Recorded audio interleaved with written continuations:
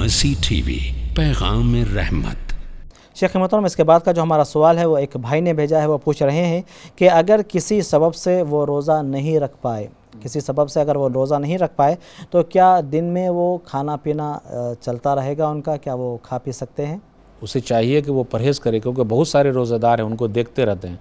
تو آپ دیکھیے گا کچھ بھائی ایسے ہیں جو تھوڑا سا بیمار پڑے لیکن پان کھا رہے ہیں، سگریٹ پی رہے ہیں، سب کے سامنے ایسا چل رہا ہے۔ یعنی روزے کے مہینے کا ادب بھی نہیں ہے، لوگوں کا ادب بھی نہیں ہے۔ علامہ ابن باز رحمہ اللہ فرماتے ہیں کہ جو شخص رمضان میں روزہ نہ رکھے اسے چاہیے کہ وہ لوگوں کے درمیان کھانے پینے سے پرہیز کرے، جیسا کہ ایک مسافر کے بارے میں لوگ نہ جانتے کہ یہ مسافر ہے، یا پھر حائضہ عورت کے بارے میں علم نہیں ہوتا کہ یہ حائضہ ہے، یعنی سفر میں ہے، تو اسی طرح دم پوشیدہ رہنا چاہیے۔ اسی طرح وہ شخص بھی اپنے بارے میں لوگوں کو بھی علم نہ ہونے دے کہ وہ روزے سے نہیں ہے۔ یہ انہوں نے کہا ہے نور علی الدرب میں صفت الفطر فی نہار رمضان للمعذور شرعن۔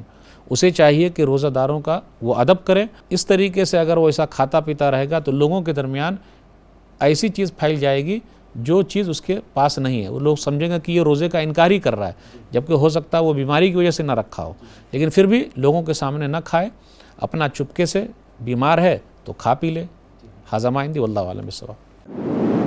مرسی ٹی وی کے مزید ویڈیوز کے لیے ہمارے چینل کو سبسکرائب کریں اور بیل آئیکن کو کلک کرنا نہ بھولیں۔